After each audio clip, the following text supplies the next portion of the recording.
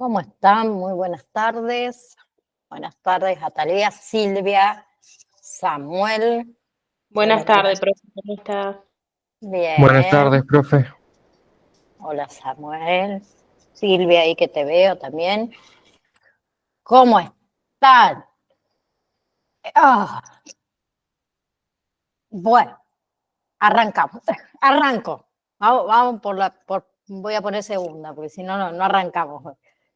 Se llega el fin de semana cerca, entonces uno ya está medio concentrado.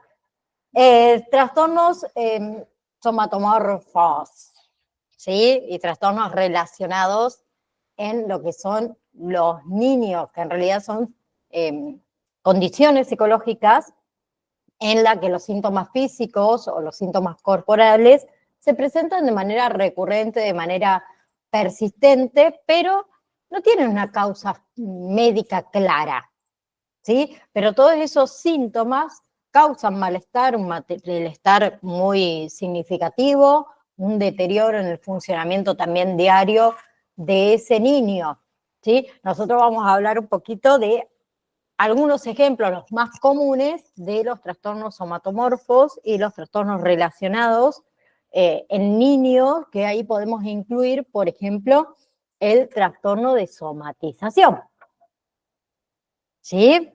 Que está caracterizado por múltiples síntomas físicos que no pueden explicarse, digamos, completamente por una condición médica, ¿sí? Esos síntomas suelen estar muy asociados con preocupaciones, con ansiedades, ansiedades significativas. Se presentan cuando entonces una persona siente una ansiedad extrema, exagerada, a causa de síntomas físicos, ¿sí? La persona tiene pensamientos, tiene sensaciones, tiene comportamientos tan intensos relacionados con los síntomas que siente que no puede hacer alguna actividad de su vida diaria, ¿sí? Bien. A ver, los individuos que sufren este tipo de trastorno creen que los padecimientos médicos por ahí cotidianos, ¿sí? Como una gripe, por ejemplo, o no sé, a ver, un dolor de cabeza, un malestar estomacal, son mortales. ¿Bien? Y esa ansiedad puede mejorar o no, mayormente no mejora, a pesar de los resultados normales en los exámenes, por más que el médico le diga que no tiene nada grave, ¿sí? Algo para dejar en claro, la persona que tiene trastorno de síntomas somáticos, no es que está fingiendo esos síntomas, son reales, ¿sí? El dolor y los problemas son reales, ¿bien? Pero pueden ser provocados por un padecimiento de salud o no, o puede ser mental, ¿sí? Mayormente no se encuentran una causa física, ¿sí? Pero el problema principal es la reacción extrema y los comportamientos relacionados con esos síntomas que tiene el individuo, ¿sí? ¿Cuáles son las causas? Generalmente comienza alrededor de los 30 años, pero puede suceder en niños, adolescentes y en la edad adulta temprana, ¿sí? Se presenta también mucho más en mujeres que en varones, ¿bien? Y algunas de las causas, causas o factores, mejor dicho, que pueden estar involucrados es el tema de la genética, los antecedentes familiares y los antecedentes de educación, ¿sí? Todo lo que es tener perspectivas negativas, ser negativos, vamos a decirlo de esa manera, ser mucho más sensibles físicamente y emocionalmente a lo que es el dolor, a otras sensaciones. Yo tengo un caso muy específico, una amiga de mi hermana, que su mamá falleció de cáncer, que sufrieron muchísimo, pasaron por médicos, horrible, y ella solita, hija única, que después esta chica empezó con el tema de la somatización. Todo lo que tenía, ella tenía que ir al médico y no se quedaba conforme, iba de otro y así, así, así. Lo sufre mucho hasta el día de hoy. Todo lo que le sucede para ella es, como dije antes, es mortal, ¿sí? Entonces también tiene que ver mucho esto de los antecedentes familiares, lo que hayamos vivido cada uno de nosotros, ¿sí? Las personas que tienen antecedentes de maltrato físico, de abuso sexual, también pueden ser mucho más propensos a padecer este tipo de trastorno, ¿sí? Que no significa tampoco que todas las personas con este trastorno tienen una historial o una historia de maltrato, ¿no? ¿Sí? Es muy similar al trastorno de ansiedad por enfermedad, la hipocondría, ¿sí? Bien, ¿qué sucede cuando una persona es excesivamente temerosa a enfermedades o presenta padecimientos graves? ¿Sí? Entonces la persona está, pero 100% convencida de que en algún punto se va a enfermar seriamente, ¿sí? A diferencia de lo que es trastornos de síntomas somáticos, con el trastorno de ansiedad por enfermedad, eh, es que hay pocos síntomas físicos reales. ¿Bien? Los síntomas físicos que mayormente se suelen presentar en este trastorno son dolores, debilidad, fatiga o dificultad respiratoria, ¿sí? Y esos síntomas pueden ir desde lo más ligero a lo más severo, ¿sí? Y puede ser uno o más síntomas. ¿Bien? Eh, ¿Qué se realiza? Obviamente todo lo que son pruebas y lo que son exámenes y lo que es el tratamiento más que nada. A ver, el objetivo del tratamiento es controlar los síntomas, ¿sí? Y obviamente ayudarle al individuo a tener una vida funcional lo más normal posible, ¿sí? Obviamente que el tratamiento consiste en que visite al médico para revisar los síntomas, ¿sí? Cómo está enfrentando esos síntomas, que ahí ya hablamos de atención de salud mental, ¿sí? Además de la atención primaria. Con respecto al terapeuta, sí es importantísimo también que consulte al profesional de la salud mental, más que nada si el terapeuta tiene experiencia en el tratamiento de lo que son los trastornos de síntomas somáticos, ¿sí? Después algo que ayuda es la terapia cognitiva conductual, ¿sí? Que es un tipo de psicoterapia que puede ayudar a tratar también este trastorno. Y el trabajo en conjunto con el terapeuta ayuda a aliviar el dolor y a los síntomas, ¿sí? Ahí el individuo, el paciente, va a aprender, por ejemplo, a analizar todos sus sentimientos, a analizar las creencias sobre lo que es la salud, sobre lo que son los síntomas, ¿sí? Encontrar la manera de reducir el estrés, la ansiedad relacionada con esos síntomas, ¿sí? Dejar de concentrarse por ahí tanto en los síntomas físicos, ¿sí? Aprender a reconocer si el dolor empeora o esos síntomas empeoran o no, ¿sí? Mantenerse activo, mantenerse sociable, ¿bien? Y desenvolverse mucho mejor también en la vida diaria, ¿sí? ¿Cuáles son las posibles complicaciones si no se trata adecuadamente? Mala salud, la primera, ¿sí? Problemas para desenvolverse en la vida, problemas con la familia, con los amigos, con los compañeros, un mayor riesgo a depresión y a suicidio, ¿sí? Y podemos agregar ahí también problemas económicos debido al costo de la atención médica. Bueno, todo es gratuito en esta vida, ¿sí? ¿Vamos hasta ahí? Bien. Por otro lado, dentro de los trastornos somatomorfos tenemos el trastorno por conversión, ¿sí? Que se caracteriza por la presencia de síntomas neurológicos o motores, con debilidad o parálisis que no tienen una explicación médica evidente. ¿Sí? Mayormente todos estos síntomas aparecen después de un evento traumático. Bien, entonces el trastorno por conversión en realidad es una condición, ¿sí? En la que la persona experimenta síntomas que tampoco tienen explicación física, ¿sí? Síntomas como debilidad, trastorno del movimiento, problemas sensoriales, desmayos,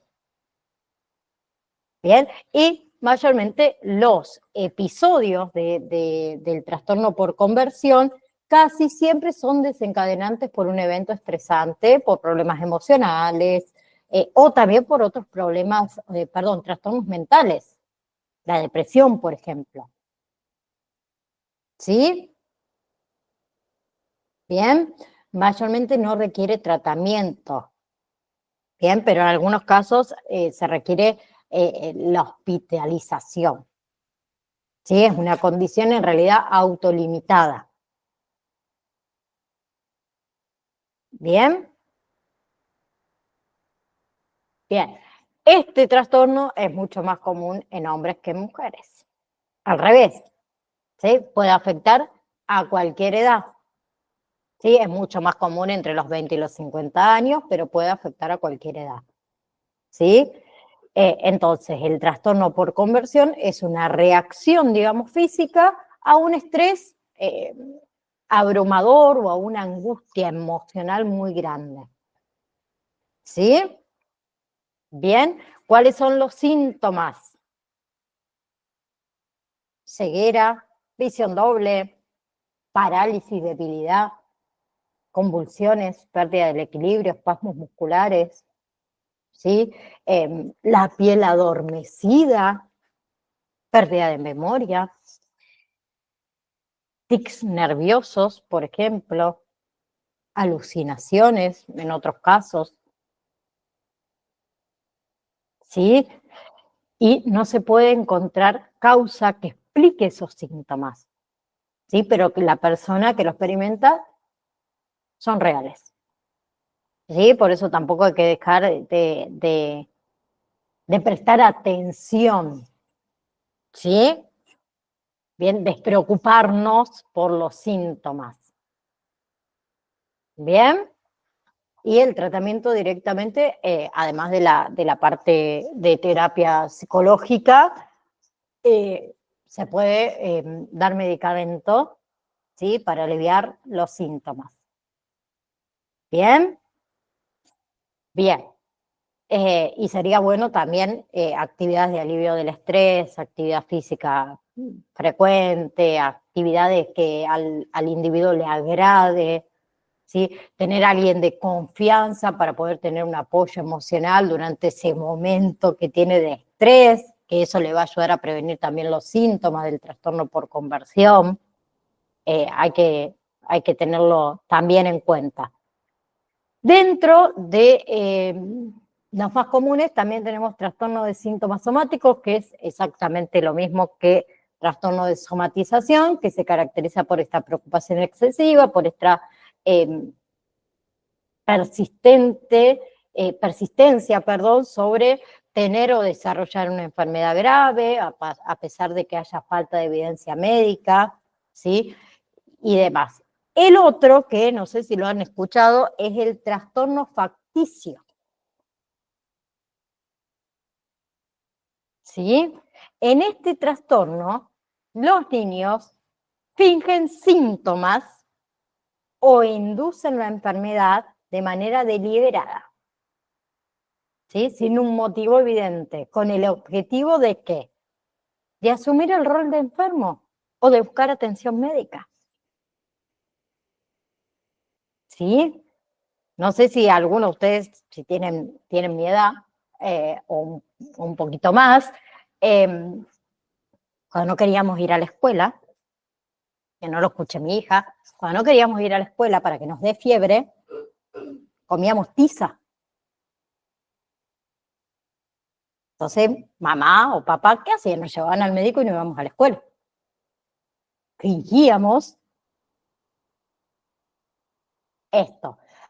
El tipo de trastorno facticio, ¿sí? Que es un trastorno mental grave, ¿sí? En el cual una persona, podemos decir, engaña a los demás haciéndose el enfermo, ¿sí? Enojándose a propósito, lastimándose a sí mismo, ¿sí? Bien, y es un trastorno que también puede producirse cuando los miembros de la familia o las personas responsables, digamos, del cuidado, declaran falsamente, ¿sí? A otras personas que el niño está enfermo, que está lesionado, que está afectado. ¿Qué va a aprender el niño? A mentir, ¿sí? Y los síntomas pueden también variar, ¿sí? De leves, ¿sí? Una pequeña exageración de un síntoma, a graves, ¿bien? Que se llama síndrome de Munchausen, ¿sí? Porque es posible que la persona invente los síntomas o que incluso adultere todo lo que son las pruebas médicas para convencer a otros de que necesita un tratamiento, o sea, qué sé yo, una cirugía de alto riesgo, por ejemplo. ¿Sí? El trastorno facticio, en realidad, no, no es lo mismo que inventar problemas médicos para un beneficio práctico, ¿sí? Como irse del trabajo antes. Bien, por ejemplo, que es lo que nosotros hacíamos con respecto a la tiza que tomábamos para que nos dé un poco de fiebre, que mamá no nos lleve al médico. No lleve al médico, no nos lleve a la escuela, perdón. En realidad, la persona que sufre este trastorno sabe qué causan sus síntomas o qué causan su enfermedad, ¿sí? Y muy probablemente tampoco entiendan las razones de la conducta. No reconozca que tienen un problema, ¿sí? Y se trata de un trastorno que también es difícil de identificar, es difícil de tratar, pero acá hablamos de ayuda médica, ayuda psiquiátrica, ¿sí? Que va a ser fundamental para prevenir lesiones graves, incluida la muerte por lesiones, por ejemplo, autoinfligidas, ¿sí? Si hablamos de, entonces, los signos y los síntomas del trastorno facticio, tenemos todo lo que son problemas médicos o psicológicos, ¿sí? Son muy astutos, son muy convincentes, tienen amplio conocimiento en términos médicos y en enfermedades, ¿sí? Pueden tener síntomas, ¿cómo decir?, contradictorios, ¿sí? Afecciones que por ahí empeoran sin ninguna razón aparente, ¿sí? Afecciones que no responden a la terapia habitual, ¿sí? Buscan atención médica de muchos médicos, muchos hospitales, muchas clínicas diferentes, ¿sí? En algunos casos graves usan nombres falsos, ¿sí? Niegan rotundamente de que el médico hable con sus familiares, con sus amigos, ¿sí? Tienen hospitalizaciones muy frecuentes, suelen recibir durante esas hospitalizaciones muy poca gente, muy pocas visitas, discuten con los médicos, discuten con todo el personal de salud. Bien. Y después tenemos lo que es el trastorno facticio impuesto por otros, ¿sí? El llamado síndrome de Munchausen, perdón, ¿sí? Que ocurre cuando alguien miente diciendo que otra persona presenta signos o síntomas físicos o psicológicos de enfermedad. ¿sí? O le provoca lesiones o le provoca enfermedades a otra persona con la intención de engañar, digamos, a los demás. ¿Sí? El que lo hace también tiene un problema, un trastorno. ¿Bien? Entonces suelen exagerar los síntomas que tienen existentes, suelen inventar historias, suelen simular los síntomas, suelen causarse daños, suelen causarse lesiones. Y el tema de la adulteración puede manipular instrumentos hasta médicos para distorsionar los resultados. Calentar el termómetro con la mano, con el pantalón de jean, ¿no? ¿Sí? Contaminar las muestras de orina con sangre, por ejemplo, para que el resultado sea distinto.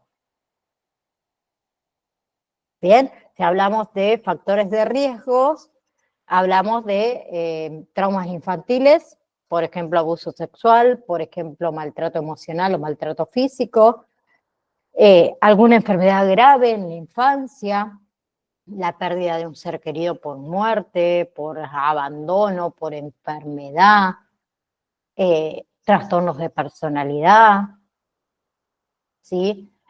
Autoestima baja, identidad deficiente,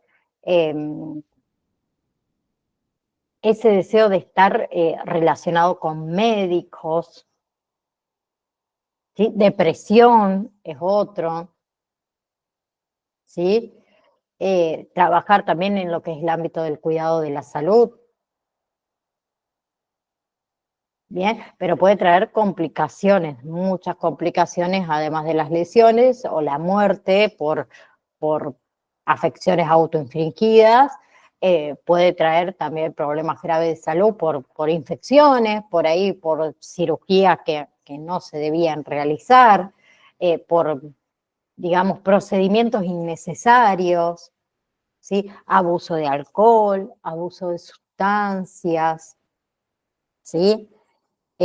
Abuso cuando la conducta se infringe a otras personas, ¿bien? Y muchos problemas muy significativos con respecto a las relaciones tanto personales, las relaciones de trabajo, educativas, la vida cotidiana. ¿Ok? Por otro lado, tenemos el tema del trastorno de somatización inducido por otros, ¿sí? Que es igual, digamos, o muy parecido al trastorno de somatización, pero acá los síntomas en el niño son causados o inducidos por otras personas, que es parecido al trastorno facticio inducido por otros, ¿sí? Mayormente inducido por los cuidadores, por los familiares, ¿sí? Con ese propósito de uno asumir el rol de cuidador, de buscar la atención médica, que estamos ahí para ello. Bien. Me faltó uno, trastorno de ansiedad por enfermedad. Ese se los nombré, pero no lo charlamos. No lo charlamos más en profundidad, mejor dicho.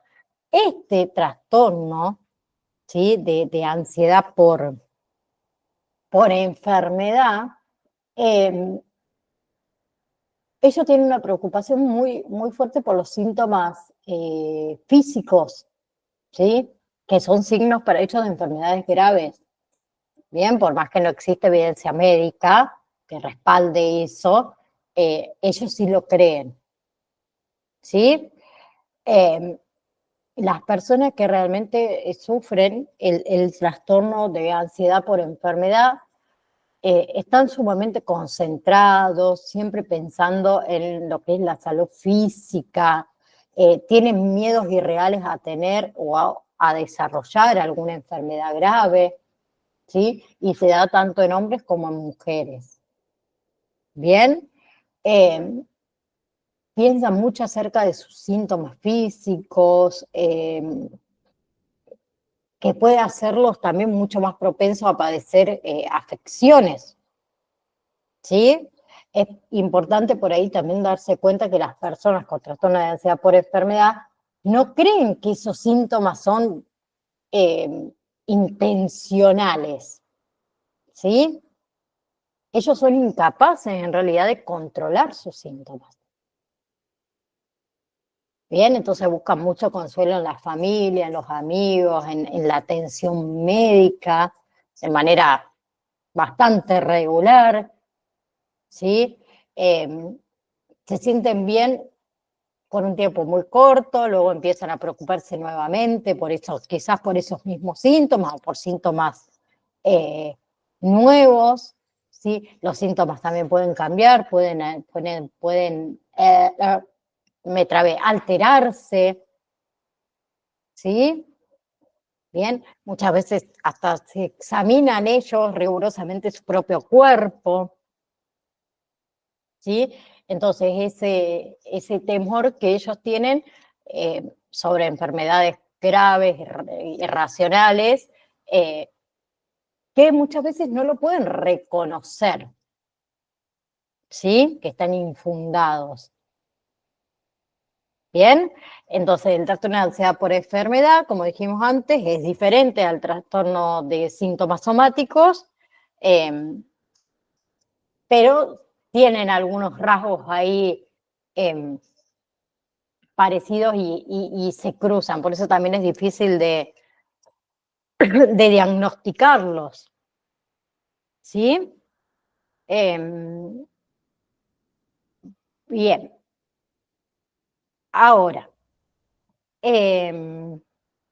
todo lo que son estos trastornos que nombramos los más comunes, somatomorfos y relacionados, tienen un impacto bastante significativo, como digo siempre, en la vida de quien lo padece, afecta todo su bienestar emocional, su bienestar social, su bienestar académico. El tratamiento generalmente implica combinaciones de intervenciones, tanto psicoterapéuticas como el apoyo familiar, como la educación, eh, y, eh, y un enfoque para mejorar todo lo que es el manejo del estrés, todo lo que es la ansiedad, ¿sí?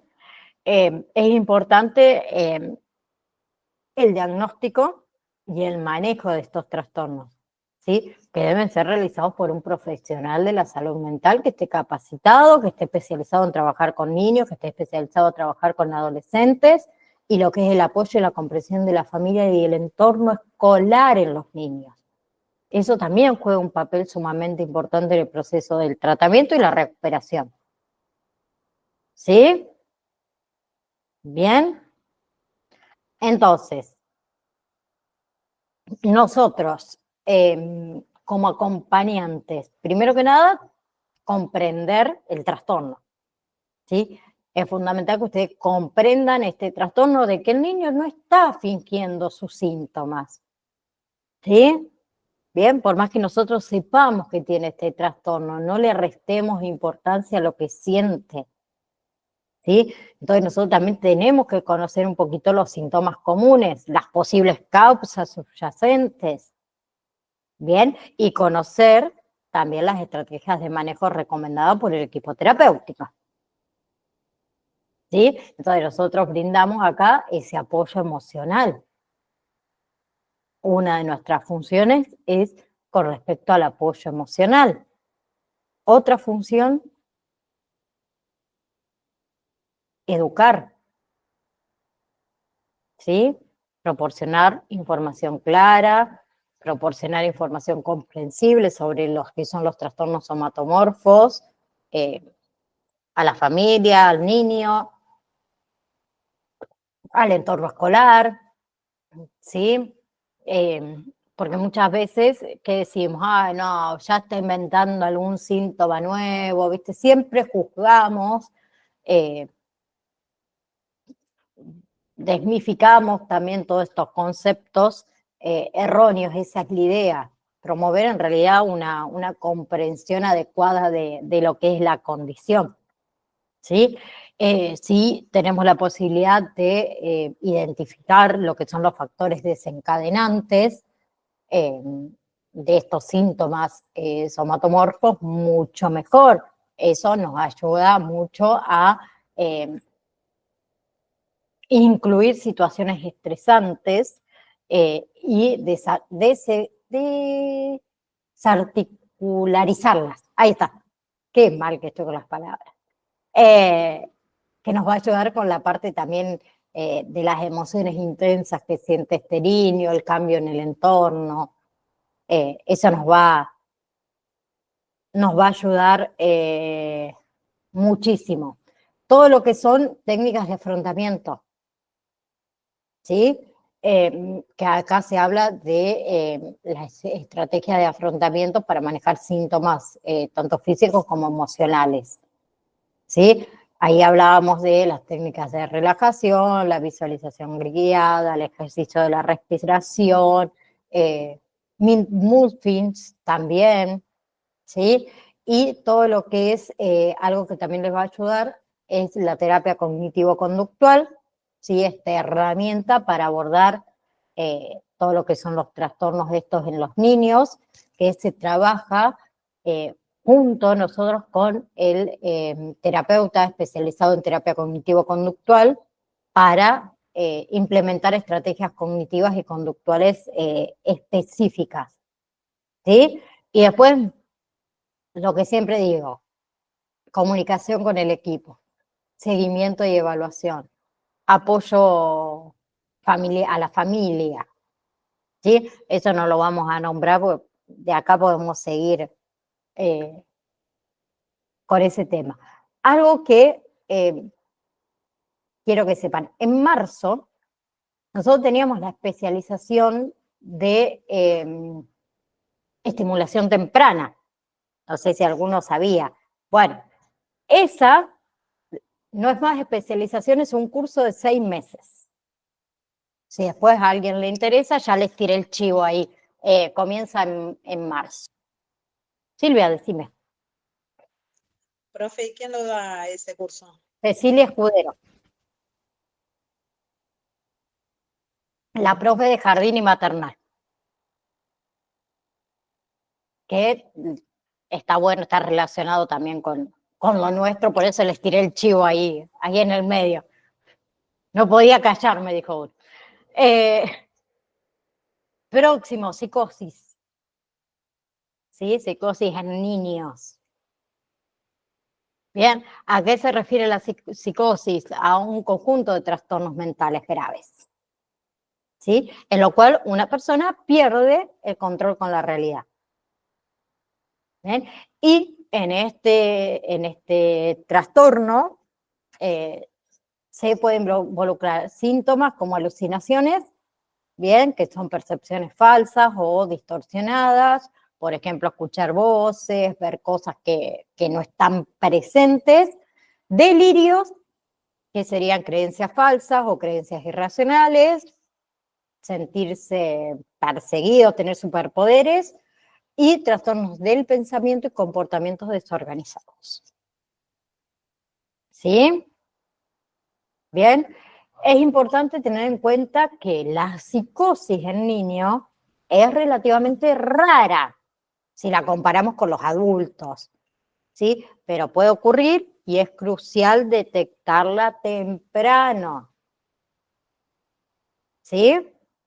Bien, algunos trastornos que pueden presentar síntomas psicóticos son, por ejemplo, la esquizofrenia, ¿sí? Que también es poco común en los niños, pero la esquizofrenia puede comenzar en la infancia o en la adolescencia.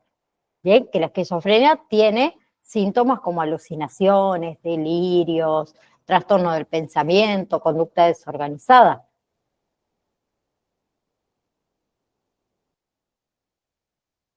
¿Sí?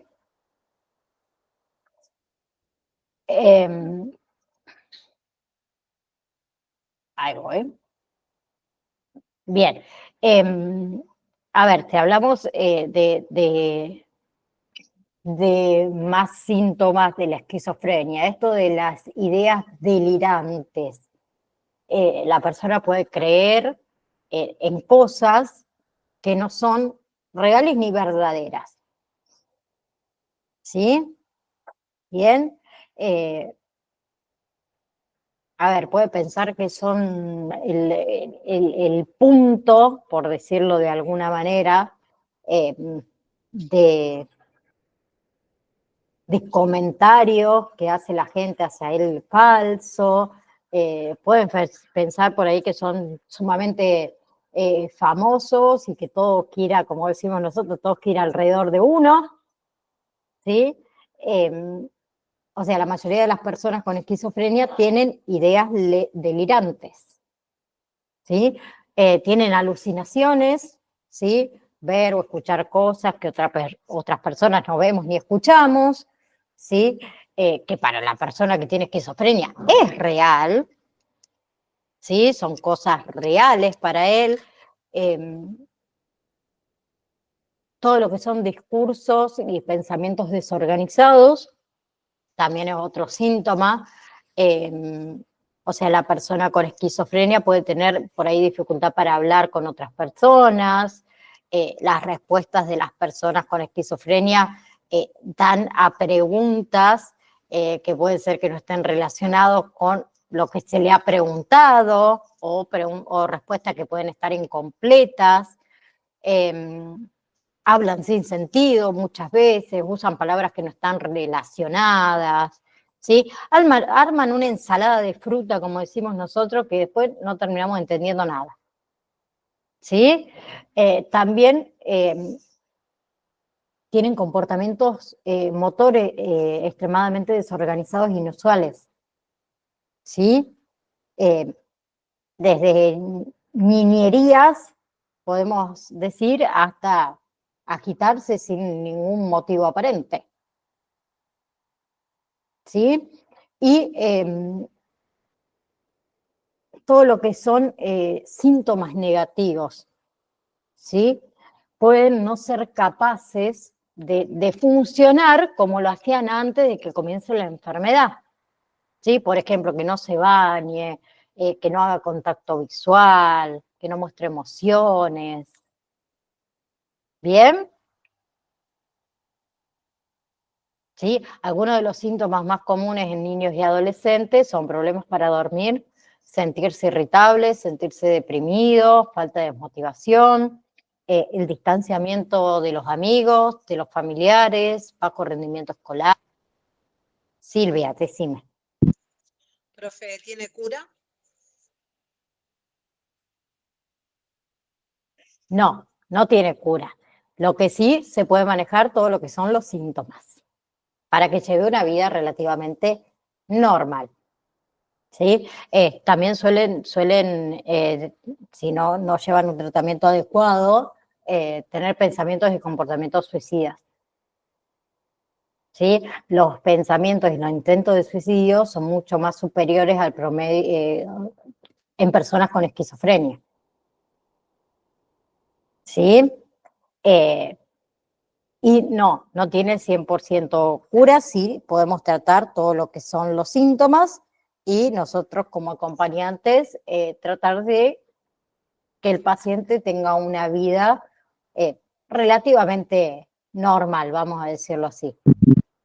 Y, sí, ¿Es hereditario o es genético? ¿O se despierta en la persona y no es hereditario? a ver, factores de riesgo, tenemos antecedentes familiares, ¿sí? Experiencias de vida. Experiencia de vida, hablamos vivir en la pobreza, con estrés, con peligro, ¿sí? También está relacionado mucho con algunos problemas en el embarazo y en el parto, como la nutrición insuficiente, ¿sí? O antes o después del nacimiento, el bajo peso al nacer, la exposición a toxinas, ¿sí? Consumir drogas que alteran la mente, ¿sí? Las psicotrópicas, por ejemplo, las psicoactivas durante la adolescencia o en la juventud. ¿Sí? No es 100% genética, pero los antecedentes familiares de personas con esquizofrenia en la misma familia tenemos mucho más riesgo. Pasa lo mismo con el Alzheimer, ¿sí? El tema son las complicaciones, ¿sí? El suicidio, el intento de suicidio, los pensamientos suicidas, trastorno de ansiedad, trastorno obsesivo compulsivo, depresión, no poder trabajar, ni ir a clases, por ejemplo, aislamiento social, ¿sí? Problemas médicos, problemas de salud. Bien, comportamientos agresivos, comportamientos violentos, ¿sí?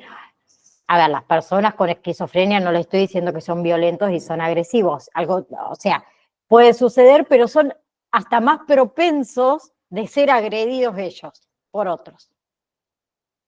Bien, después tenemos trastorno esquizoafectivo, ¿sí? Que combina acá síntomas de esquizofrenia con episodios de ánimo afectado como depresión y como es la manía, ¿sí? Lo que es el trastorno esquizoafectivo también es un trastorno de salud mental que está caracterizado por una combinación, como le dije antes, de síntomas de esquizofrenia, como alucinaciones y delirios, y con síntomas de trastorno del estado de ánimo, como es la depresión y como es la manía. Bien, y hay dos tipos de trastorno esquizoafectivo. ¿Alguien lo conoce? Del tipo bipolar y del tipo depresivo. ¿Sí? El de tipo bipolar incluye episodios de manía y a veces de depresión mayor. Y el de tipo depresivo, solo episodios depresivos mayores. Silvia. ¿Y cómo es eso de la esquizofrenia? Yo me acuerdo, lo estudié, pero no me acuerdo la parte esta para explicarla. ¿Cómo es el tema de la esquizofrenia? ¿Cuántas patologías tiene que ser para que sea esquizofrenia? Porque hay muchas patologías dentro de la esquizofrenia. O sea, acá estamos hablando bipolar, depresión, ahí tenemos dos patologías. ¿No sería Oh, esquizofrenia? perdón.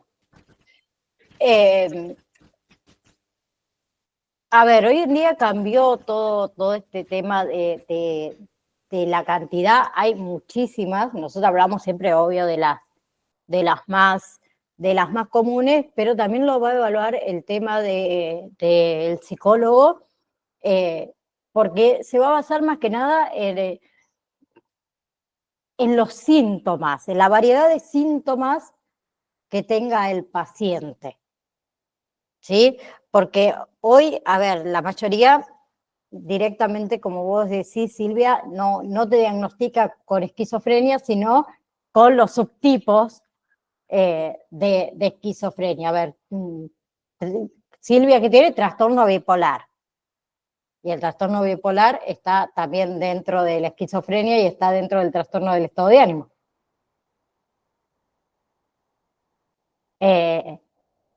No te puedo llegar a decir cuántos debería ser para que te diagnostiquen 100% con esquizofrenia.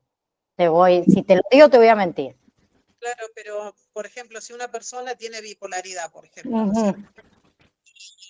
Y el médico le pone esquizofrenia, porque hay médicos que están haciendo eso, ponen esquizofrenia. Y yo le pregunto, por ejemplo, porque me ha pasado con compañeros y todo, ¿qué tenés? Y me dicen, bipolaridad. Ah, ¿estás medicada? Sí, estoy medicada. El médico me puso esquizofrenia en el certificado. Sí, lo generalizan. Es patología, por ejemplo, inmadurez, trastorno. A ver, lo generalizan, pero después el tratamiento es totalmente distinto a una persona que tiene esquizofrenia y una que solo sufre de trastorno bipolar. Claro, pero ¿por qué le pone lo que yo no entiendo bien es por qué le marcan la esquizofrenia? Como diciendo, no tengo la seguridad que sea bipolaridad o algo así, o todavía se sigue estudiando y después se le remarca la bipolaridad o el trastorno de personalidad o lo que tenga, porque entra muchas Sí, patologías. no sé qué criterios usará el médico. Para mí como que no estás seguro de lo que tiene. Porque no te puede colocar en el diagnóstico esquizofrenia cuando el trastorno bipolar se trata de una manera y la esquizofrenia en general se trata de otra. Entonces, ¿qué tratamiento va a recibir ese paciente? ¿O para la esquizofrenia o para la bipolaridad? Claro, o sea, ella tiene bipolaridad y tiene trastorno de la personalidad. Y Ajá. tiene dos cosas. Y entonces yo le decía, pero ¿cómo es esto?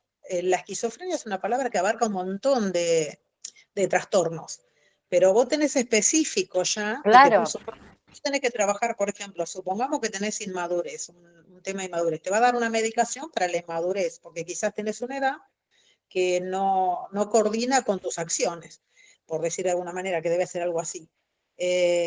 Y después digo, y el tema bipolar, como blanco, negro, no sé, cambiante la persona, ¿no? Pero, ¿por qué le certifica? Y me dice, pero mira, me certifica esquizofrenia. Y yo creo que no debe estar seguro y debe estar probando como para descubrir claro, exactamente. porque, a ver, la esquizofrenia en realidad es la percepción alterada de la realidad y un trastorno bipolar son cambios extremos del estado de ánimo. Sí, sí, O tiene ambas. y le manda esquizofrenia. Por eso Entonces, no entiendo, porque a ver, el trastorno bipolar es manía combinada con depresión, depende cuál de los dos tenga, si tiene episodios solamente de manía, de depresión o tiene mixto. Y la esquizofrenia son delirios, son pensamientos desorganizados, son alucinaciones, que no te pasa cuando vos tenés trastorno bipolar. claro, yo no entendía, por eso digo, no, entonces debe estar buscando cuál es en realidad y capaz que le pone ahí porque todavía no debes saber, pienso yo, no sé, no sé. Me quedé con ¿Sí? eso, gracias. Porque, a ver, los síntomas no tienen nada que ver uno con el otro. Por eso no entiendo a qué quiere llegar el médico. O no sabe cuál de los dos tiene, eh, pero se me hace difícil que le ponga esquizofrenia si duda que tiene trastorno bipolar, porque no va a ser lo mismo el tratamiento para la esquizofrenia que para el trastorno bipolar, que tiene que ver con el ánimo. Y el otro Claro, tiene que ver con la percepción de la realidad. le pregunté las medicaciones y le da una medicación para la inmadurez, y tiene una medicación de respiridona Sí. para una bipolar, depresión, Claro, la está tratando para las dos cosas. pero le mandan el certificado de esquizofrenia. Yo decía la palabra esquizofrenia que tiene muchísimos trastornos, pero no entendí mucho, por eso preguntaba. Sí, por lo que vos me estás diciendo, la están tratando para las dos cosas. ¿Sí? No tenemos un diagnóstico certero, por lo que entendemos, pero la está tratando para las dos cosas, tanto para el trastorno bipolar como para la esquizofrenia. Por lo que me estás diciendo de la medicación, ¿no? Si me guío solo de eso. Sí, sí, yo miré todo porque ella vino a verme y me contaba, pobre. Yo la veía rara, porque hacía como 30 años que no la veía. La veía rara, muy acelerada, qué sé yo, y muy como un espíritu negativo, así, esas energías, y la notaba, y le digo, tanto tiempo sin vernos, qué sé yo, y entonces me dijo, estoy enferma, me estoy tratando con un psiquiatra, hago terapia psicológica, dice, y ahí me sacó de la cartera, me mostró y no le Claro, quise decir que ella no va a entender, digo, no, no. entonces No, para yo mí a lo mejor tienen que ahondar un poco más en el tema, que seguramente lo van a hacer con el tiempo, como porque me para llamó comenzar. deja y le dije, bueno, podés manejar porque estás muy medicada, entonces me parece que tampoco podría. No, no pasa nada, está todo tranquilo, el médico me deja manejar. Yo soy muy responsable en eso también y por ahí digo, ay, este le va a pasar algo. Pero bueno, me quedé con el médico. Si le está dando para la esquizofrenia y le está dando para la inmadurez o Sí, el bipolar, no le tiene que decir que maneje. Capaz que, ojo, ella dice que la deja, porque ella me claro. está. También es otra posibilidad. Gracias, profe. No, de nada. Eh, Otro, por ejemplo, eh, donde el niño puede tener episodios de psicosis es el trastorno del espectro autista, ¿sí? Que presenta síntomas psicóticos, ¿bien?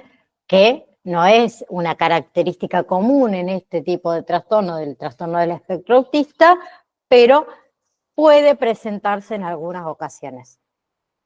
¿Sí? Después está, por ejemplo, el trastorno de psicótico breve, ¿sí? Caracterizado por episodios breves, por intentos, eh, no intentos, escúchenme, eh, caracterizado por episodios breves, pero que son muy intensos de psicosis, ¿sí? Que pueden durar días, pueden durar semanas, ¿sí? Después hay, por ejemplo, trastornos psicóticos inducidos por sustancias o inducidos por medicamentos. Bien, hay ciertas sustancias, ciertos medicamentos que también pueden desencadenar síntomas psicóticos. ¿Sí? En general, ¿qué se hace para lo que es el tratamiento de la psicosis? Combinación de medicamentos. Antipsicóticos, terapia cognitiva, terapia psicológica, terapia cognitiva conductual, perdón, terapia psicológica, educación, apoyo familiar y posiblemente intervenciones educativas y sociales para ayudar a este niño a funcionar mucho mejor, digamos, en la vida diaria. ¿Sí? Tiene que ser, obviamente, el niño evaluado por un profesional de la salud mental, un psicólogo, un psiquiatra especializado que trabaje con niños, que trabaje con adolescentes. La detención temprana y el tratamiento adecuado es lo mejor, va a ser lo más significativo para que tenga un buen pronóstico, para que ese niño tenga una buena calidad de vida, ¿sí? Y que no está afectado por la psicosis, vamos a decirlo de alguna forma, ¿sí? Necesita, sí, un enfoque multidisciplinario, ¿sí? Un enfoque muy cuidadoso, ¿ok? Entonces, nosotros como acompañantes terapéuticos con niños que presentan psicosis, además de que requerimos tener un enfoque cuidadoso multidisciplinario, tenemos que tener una comprensión de lo que es la psicosis, el trabajo en equipo, ¿sí? Psiquiatras infantiles, psicólogos, terapeutas ocupacionales, para que podamos coordinar, para que podamos compartir información, ¿sí? Siempre para brindar un apoyo integral, perdón, de ese niño, establecer lo que es relación de confianza, además del apoyo emocional. Algo que nos puede ayudar es establecer las rutinas, ¿sí? Esto de mantener rutinas por ahí estructuradas, mantener rutinas predecibles, eso ayuda con la ansiedad, acuérdense, ayuda a la confusión asociada con la psicosis, ¿sí? Así que también esto de mantener rutinas, horarios para actividades y demás está bueno. Fomentar todo lo que son habilidades sociales, ¿sí?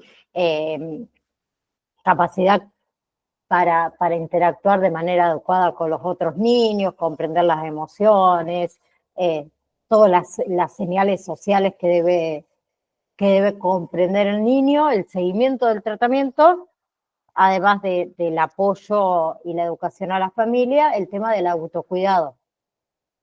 ¿Sí? No se olviden de ustedes, cuidarse a ustedes mismos mientras trabajan con niños con psicosis. ¿Sí? Es un trastorno que puede ser muy desafiante para el que trabaja con ellos. ¿Sí? Entonces ustedes también tienen que tener su tiempo para descansar, su tiempo para relajarse, recibir el apoyo cuando realmente lo necesitan, sin vergüenza, decir, no doy más, estoy colapsada, hasta acá llegué. No se olviden de eso, de ustedes mismos, ¿sí? Cuando nosotros trabajamos con el cuerpo a cuerpo, trabajamos con nuestra mente y colapsamos también. ¿Bien? Y realizar evaluaciones regulares del progreso y eso nos va a ayudar a ajustar, si es necesario, el enfoque a seguir con respecto al tratamiento. Por eso, como siempre digo, trabajamos estrechamente con el equipo médico, ¿sí? Entonces, causas, por ejemplo, de de psicosis relacionadas con problemas médicos que también pueden causar psicosis, accidentes cerebrovasculares, algún tipo de epilepsia, ¿sí? Enfermedades cerebrales, en la adultez, como es el Parkinson, por ejemplo, demencias como es el Alzheimer, para que lo sepan en general, tumores, quistes cerebrales, ¿sí? En la adolescencia, hablo de la adolescencia, pero puede ser más adelante también, drogas ilegales, ¿sí? Bien. Y la psicosis también se puede encontrar en la mayoría de personas que tienen esquizofrenia, ¿sí? En el trastorno bipolar, ¿sí? O el trastorno maníaco-depresivo, en las depresiones graves, en lo que es trastorno de la personalidad, ¿sí? Y caracterizado por ¿qué? Por desorganización en el pensamiento y en el habla, creencias falsas que no están basadas en la realidad, que serían los delirios, miedos, sospechas infundidas, ver o escuchar o sentir cosas que no existen, que serían alucinaciones, y pensamientos que saltan entre temas, podemos decir, que no tienen relación, que son estos pensamientos desorganizados. ¿Sí? ¿Vamos hasta ahí? Próxima clase, síndrome de Asperger. Ahí vamos a comenzar. Hoy una compañera me preguntó con respecto a validación del módulo 4 y 5. Yo les había comentado que no iba a tomar validación, sino que es igual que una validación, pero lo íbamos a hacer como un trabajo práctico, que no hay fecha para entregarlo y demás. Yo le pregunto a ustedes que están acá, ¿quieren que desde la semana que viene yo se los habilite? Y quien quiera hacerlo, lo hace a forma de repaso. Lo pueden hacer todas las veces que se les ocurra y tomarse todo el tiempo que sea necesario para realizarlo. Son como 30 preguntas. Para que quiere, ya lo va realizando. Porque yo les dije cuando terminábamos las clases. Creo que lo No, dije. que yo sepa. No, profe. ¿No? Ah, porque yo ya tengo, y tengo la fecha del examen final también, por las dudas, si la quieren saber. Denme un segundo que atiendo la puerta y no se me vayan.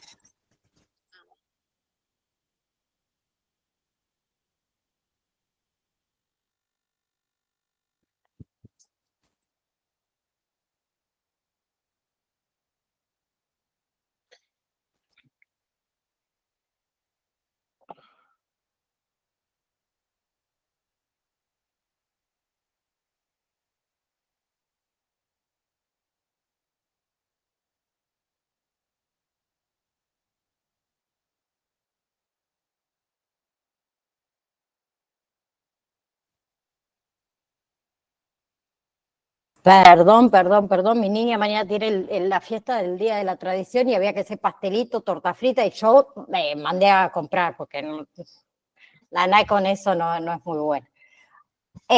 Nosotros terminamos en diciembre. Sí. Chan, chan, chan, chan. La última clase nosotros la vamos a tener el día 12 de diciembre. Esa va a ser la última clase. Y después tenemos un problemita, porque se viene Navidad y se viene Año Nuevo. Ah, chan, chan, chan, chan. Entonces, examen final, me voy a anotar acá, y recuperatorio final.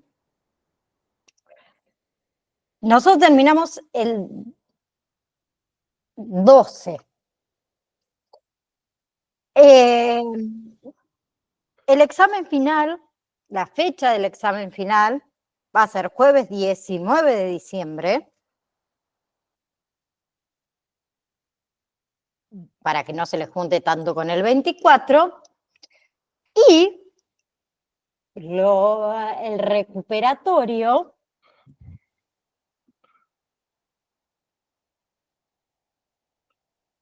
yo creo que para el 26 de diciembre ya van a estar frescos después del 24-25.